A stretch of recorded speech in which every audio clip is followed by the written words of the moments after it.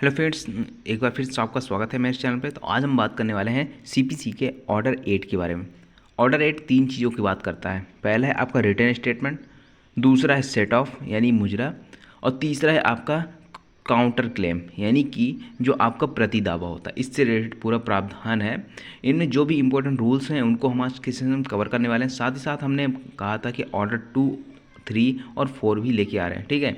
तो ऑर्डर 1 तो हो गया था, अब ऑर्डर 2, 3, 4 के बारे में भी यहाँ पे थोड़ा सा डिस्कस करेंगे। तो बने रहेंगे एंड तक हमारे साथ। तो चलिए स्टार्ट करते हैं आज का सेशन। इस वीडियो को लाइक करें, हमारे चैनल को सब्सक्राइब कर बेल आइकन जरूर प्रेस करें हमारी न्यू वीडियो सबसे पहले देखने के लिए। तो अब यहाँ पे ऑर्डर 8 की बात करने से पहले आपसे बात करनी है ऑर्डर 2, 3 और 4 की।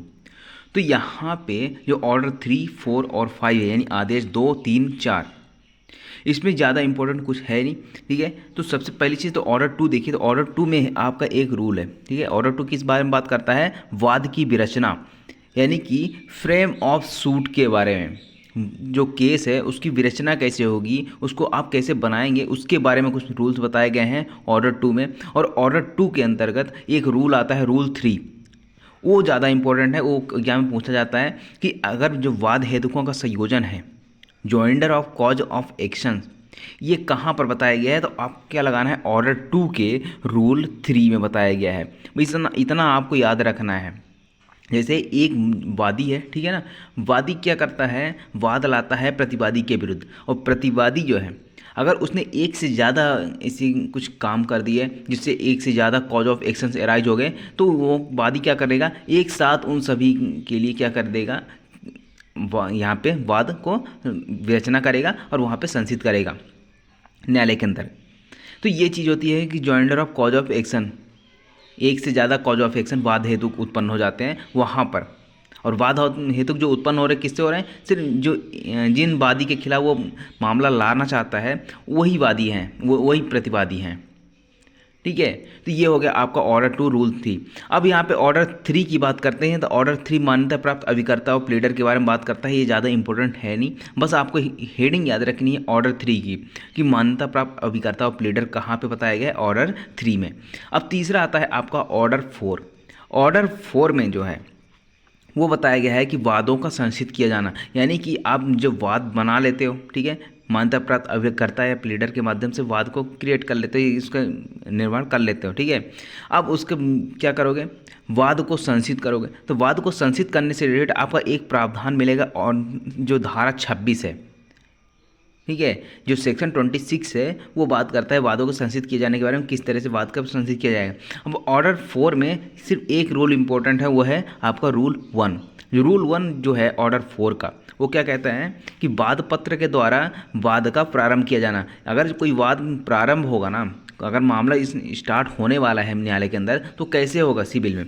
तो सबसे पहले तो क्या करोगे? वाद की रचना करोगे, उसके बाद वाद पत्र तैयार होगा। और वाद पत्र तैयार करने के लिए कहाँ पे बताया गया? जो आपका ऑर्डर 7 है, ठीक है, और साथ ही साथ ऑर्डर 6, इन सभी में जो नियम बताए गए हैं, साधारण नियम बताएंगे ऑर्डर 6 में, और वाद पत्र से रिलेटेड प्रावधान ऑर्डर 7 में। तो इन दोनों के नियम के अनुसार क्या करना होगा? एक वाद पत्र तैयार करके फाइल करनी होगी, और वो भी 2 प्रतियों में। उसमें बताया गया आपका रूल 1 में कि 2 प्रतियों में फाइल किया जाएगा, ठीक है। तो ये चीज़ रहे आपकी ऑर्डर 4। तो आई होप आपको ये ऑर्डर 2, 3, 4 में ज़्यादा डाउट नहीं होगा, क्योंकि इसमें ज़्यादा कुछ इंपॉर्टेंट है नहीं, सिर्फ एक एक रूल इंपॉर्टेंट है, और ऑर्डर 3 में सिर्फ हेडिंग इंपॉर्टेंट है। अब बात करते हैं यहाँ पे आज के सेशन में ऑर्डर 8 के बारे में। ऑर्डर 8 जो है वो क्या बात करता है? आपका लिखित कथन, मुजरा या प्रति दावा, ठीक है। तो ये पहला तो देखिए लिखित कथन क्या होता है। जैसे ही आप क्या करते हैं, वादी क्या करता है? वाद पत्र फाइल करता है, मामले को संचित कर देता है। मामले को संचित हुआ ऑर्डर 4 में, ठीक है। ऑर्डर 4 के तहत जैसे ही मामला संचित होता है, तो एक क्या होता है? नोटिस जारी होती है। नोटिस किसको जारी होगी? प्रतिवादी को, जिसके खिलाफ आप मामला लेके आए हो, ऑर्डर 5 में। अब ऑर्डर 5 में जैसे ही यहाँ पे नोटिस जाती है, तो वो क्या होंगे? पक्षकार उपस्थित होंगे। पक्षकार उपस्थित होंगे तो क्या होगा? वो अपना एक जवाब प्रस्तुत करेंगे। भाई आपने जो बात पत्र में उनके खिलाफ मामला लाया है, अभिकथन किया है उनके विरुद्ध, तो वो क्या करेंगे, उसका जवाब देंगे। अब उसका जो जवाब देंगे ना वो पूरे अभिकथनों का, वो क्या कहलाता है, WS, यानी कि रिटन स्टेटमेंट, लिखित कथन कहलाता है। ये तो बात हो गई आपकी लिखित कथन की, इसको आगे डिटेल में देखेंगे।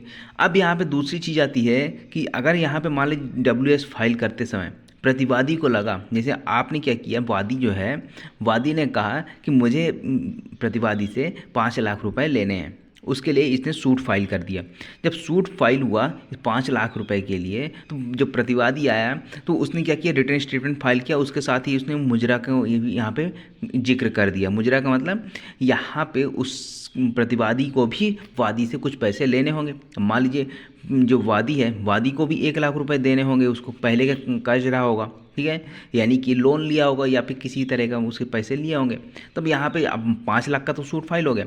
अगर यहाँ पे जो ये 1 लाख रुपए लेने की बात करता है, यानी कि जो प्रतिवादी आया है रिटर्न स्टेटमेंट के साथ, वो कहता है कि 1 लाख रुपए मुझे भी लेने हैं वादी से, अगर ये स्वीकार कर लेता है, कौन, वादी, कि हाँ मुझे भी देने थे, तो अब मामला कितने का बचा, सिर्फ 4 लाख रुपए का बचा, क्योंकि 1 लाख रुपए यहाँ पे समायोजित हो जाता है यहाँ पे मुजरा के माध्यम से। ये मुजरा का प्रावधान कहलाता है, और ये मुजरा सिर्फ धन संबंधी मामले में ही लागू होता है, किसी अन्य मामले में लागू नहीं होगा। दूसरी चीज़ एक और आती है प्रतिदावा। अब प्रतिदावा क्या होता है, काउंटर क्लेम।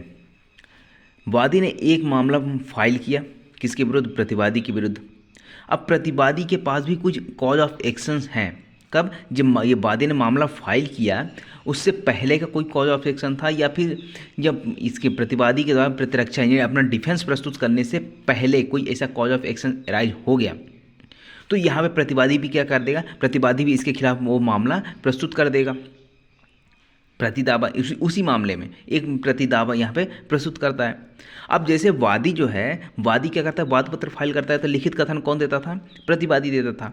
अब जब प्रतिवादी ने ही प्रतिदावा प्रस्तुत कर दिया, काउंटर क्लेम प्रस्तुत कर दिया, तो उसका लिखित कथन कौन देगा, फिर वादी देगा।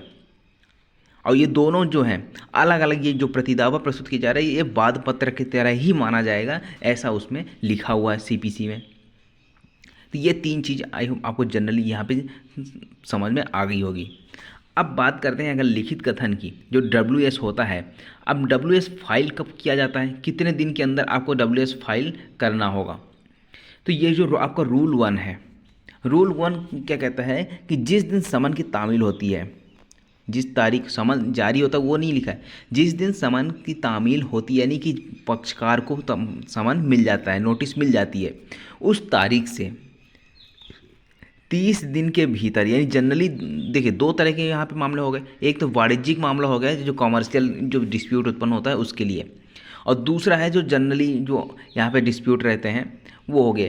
तो जो जनरली जो सामान्यतः विवाद होते हैं ना, उसमें 30 दिन के भीतर क्या करना होता है, मामले को, ये मामले में लिखित कथन प्रस्तुत करना होता है, यानी WS फाइल करनी होती है।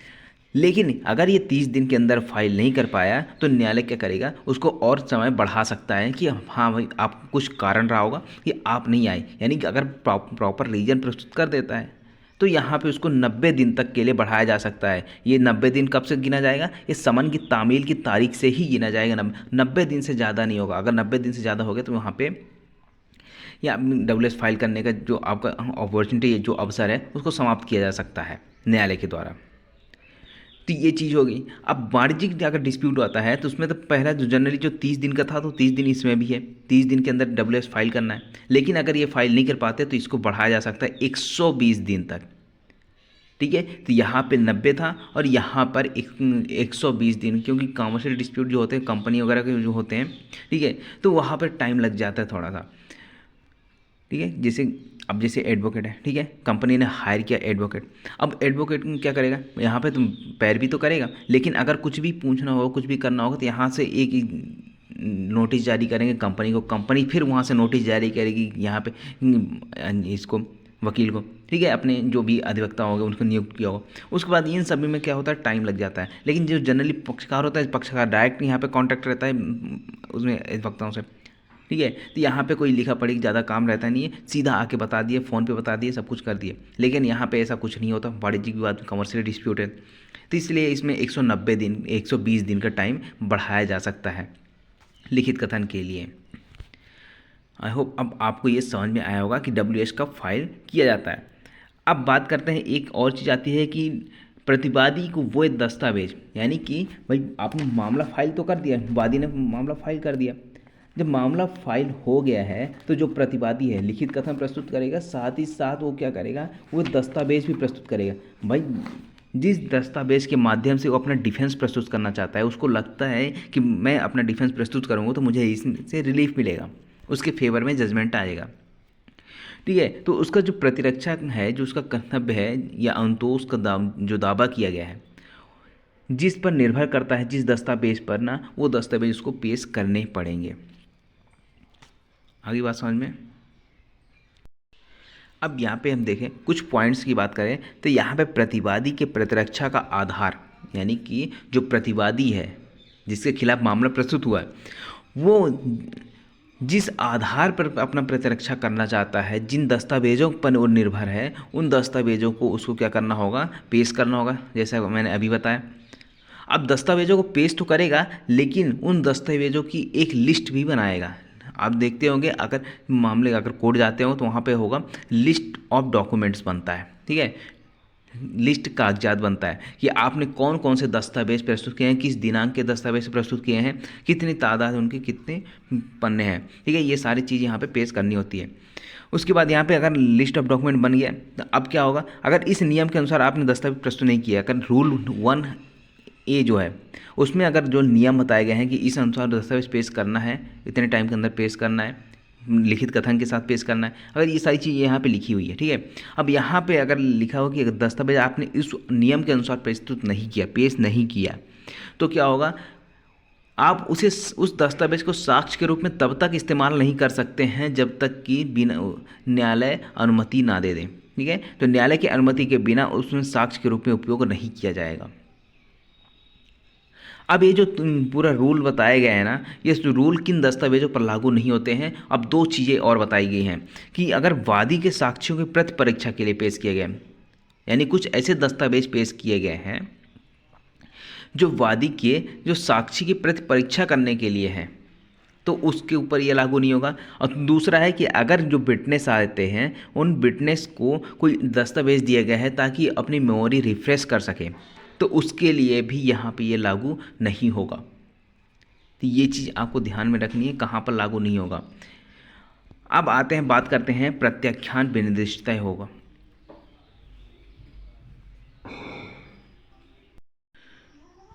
अब देखिए, वादी द्वारा किए गए अभिकथनों का नुकसानी के सिवाय, यानी कि जो डैमेजेस क्लेम किया गया है वादी के द्वारा, उसको छोड़कर जितने भी चीज़ें अगर वादी ने वाद पत्र में बोला है, जब रिटन स्टेटमेंट फाइल होगा यानी WS फाइल होता है, तो उसमें क्या किया जाता है, इतना सिर्फ नहीं बोलना है कि जो अभिकथन किए गए हैं वो हमें स्वीकार हैं या अस्वीकार हैं, ऐसा कुछ नहीं बोलना है। ठीक है, आपको ये तो बोलना ही है कि मुझे ये स्वीकार है या अस्वीकार है, साथ ही साथ ये भी आपको बताना होगा कि आपको वो स्वीकार क्यों नहीं है, उसका जो उन्होंने बोला है, वादी ने जो भी बोला है वो गलत क्यों है। ठीक है, इसको आपको डिटेल में पूरा बताना होता है ताकि उसकी सत्यता का पता लगाया जा सके न्यायालय के द्वारा और उसका वाद पत्र का निर्धारण किया जा सके। ठीक है, तो डैमेजेस को छोड़कर जितनी भी चीज़ें हैं उसको आपको डिटेल में पूरा विस्तार पूर्वक उसमें बताना होगा कि आपको क्यों ये स्वीकार नहीं है, और या फिर आपको स्वीकार है तो कोई बात ही नहीं है। अगर आप डिनाइल करते हैं तब आपको इसमें करना होगा कि पूरा डिटेल में बताना होगा कि अगर वो जो बोल रहे हैं तो गलत क्यों है। तो ये हो गया आपका रिटन स्टेटमेंट। अब दूसरी चीज़ आती है मुजरा। मुजरा की बात करें तो मुझे जैसे मुजरा तो मैंने समझा दिया क्या होता है, सेट ऑफ यानी समायोजित करने की कोई राशि अगर आपको समायोजित करनी है तो उसके लिए आप क्या करते हो, मुजरा के लिए एक एप्लीकेशन लगाते हो। ठीक है, ऑर्डर 8 रूल 6 की 8/6 की। अब दो चीज़ें देखिए, अब यहाँ पे मुजरा जो है, मुजरा दो प्रकार के होते हैं। पहला जो विधि को यानी लीगली जो मुजरा किया जा सकता है, दूसरा होता है सामयिक। अब दोनों में मेन डिफरेंस क्या है कि जो विधि की जो मुजरा होता है उसमें राशि निश्चित होती है, लेकिन अन्य जो सामयिक यानी कि इक्विटी बेस्ड यहाँ पे मुजरा होता है, सेट ऑफ होता है, उसका क्या है, राशि अनिश्चित होती है, यानी कि आप ये कह सकते हो कि लगभग मुझे 2-2.5 लाख रुपए लेने हैं। ठीक है, अगर ऐसा आप कहते हो 2-2.5 लाख के बीच में आपको जो भी है वो राशि यहाँ पे दिलवाई जाती है, या फिर अगर साबित होने पर। तो ये चीज़ दो हो गई। अब यहाँ पे अगर जो सीपीसी की बात करें अपने सीपीसी की, तो उसमें क्या है, सिर्फ विधिक मुजरा की बात की गई कि यानी जो राशि निश्चित है और जो लीगली वसूली योग्य है वो राशि, उसको क्या करने की, उसको मुजरा आप कर सकते हैं, लेकिन जो अनिश्चित है उसके लिए कुछ मुजरा यहाँ पे नहीं होगा, यहाँ पे आपको बताया गया है। ठीक है, अब मुजरा की कुछ आवश्यक शर्त देखिए के बाद केवल धन की वसूली के लिए होगा, यानी कि अगर आप मुजरा का प्रावधान की बात करते हैं ना, वो सिर्फ केवल जो धन संबंधी मामले होते हैं, ठीक है, सिर्फ उन्हीं मामलों पर ये लागू होता है। इसके अलावा कोई दूसरा मामला आ जाए उसमें ये मुजरा का प्रावधान लागू ही नहीं होगा। ठीक है, क्योंकि देखिए अगर वादी है, वादी अगर 5 लाख रुपए, जैसे पिछला एग्जाम्पल लेते हैं, 5 लाख का यहाँ पे डिमांड करता है, डिमांड किससे, प्रतिवादी से। ठीक है, प्रतिवादी से 5 लाख रुपए मांगने के लिए सूट फाइल करता है। जब यहाँ पे इसने रिटेन स्टेटमेंट फाइल किया तो इसने बोला, प्रतिवादी ने, कि मुझे 1 लाख रुपए इससे भी लेने हैं। तब यहाँ पे अगर ये स्वीकार करता है तो 1 लाख रुपए यहाँ पे समायोजित हो गए, बचेगा कितना, 4 लाख रुपए। अब 4 लाख रुपए का यहाँ पे सूट चलेगा। ये हो गई। अब दूसरी चीज़ आती है कि प्रतिवादी का दावा एक निश्चित राशि के लिए होना चाहिए। अब जैसे मैंने बताया था, यानी कि लीगली होना चाहिए। विधिक मुजरा यहाँ पे आता है, अप्लाई होता है कि राशि कौन सी, किस राशि का मुजरा कर सकते हैं, सिर्फ यहाँ पे एक निश्चित राशि जो होगी, 5 लाख, 2 लाख, 10,000, 5,000 जो भी है, उसके लिए यहाँ पे आप मुजरा का यहाँ पे सिद्धांत अप्लाई कर सकते हैं, सेट ऑफ का।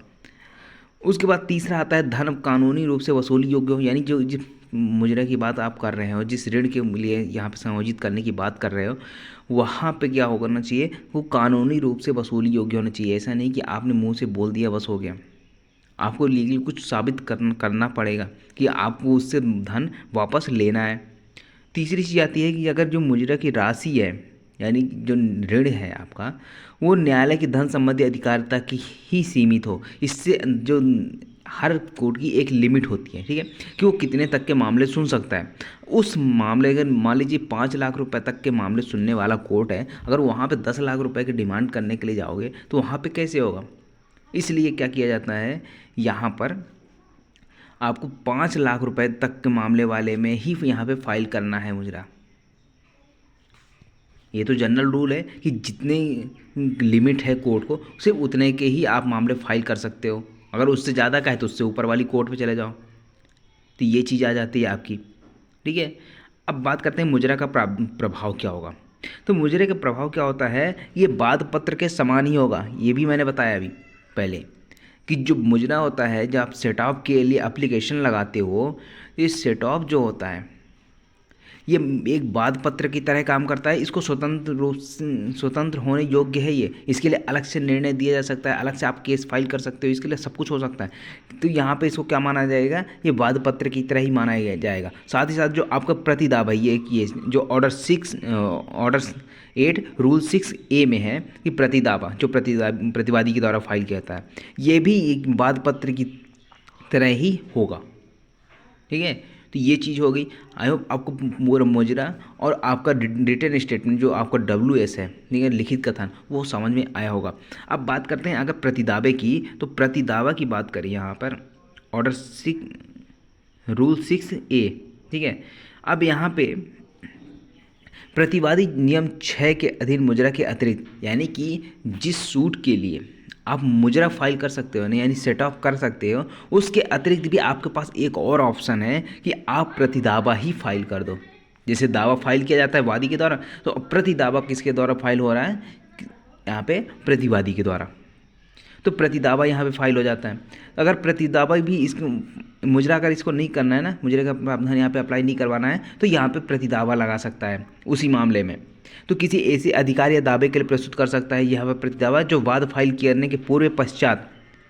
अब यहाँ पे प्रतिदावा किस वाद हेतु के लिए यहाँ पे लाएगा, उस वाद हेतु के लिए जो वादी के द्वारा वाद फाइल करने से पहले का है, या फिर वाद फाइल तो हो चुका है लेकिन जो प्रतिवादी है उसमें अपना डिफेंस प्रस्तुत नहीं किया है। डिफेंस प्रस्तुत करने से पहले क्या कर सकता है, यहाँ पे प्रतिदावा फाइल किया जा सकता है प्रतिवादी के द्वारा। अब यहाँ पे जो प्रतिदावा फाइल किया जा रहा है, जब मान लीजिए कि वादी ने डैमेजेस के लिए फाइल किया, ठीक है। अब यहाँ पे जो प्रतिवादी है वो डैमेजेस नहीं है, कोई अन्य मामला है, तो अन्य जो वाद हेतुक है उसके लिए भी मामला फाइल कर सकता है। अब यहाँ पे ये चीज़ जरूरी नहीं कि सिर्फ नुकसानी के दावे के लिए ही यहाँ पे प्रतिदावा फाइल हो, कोई भी मामला हो सकता है, उसका कोई भी कॉज ऑफ एक्शन हो सकता है, उसमें यहाँ पे फाइल कर सकता है।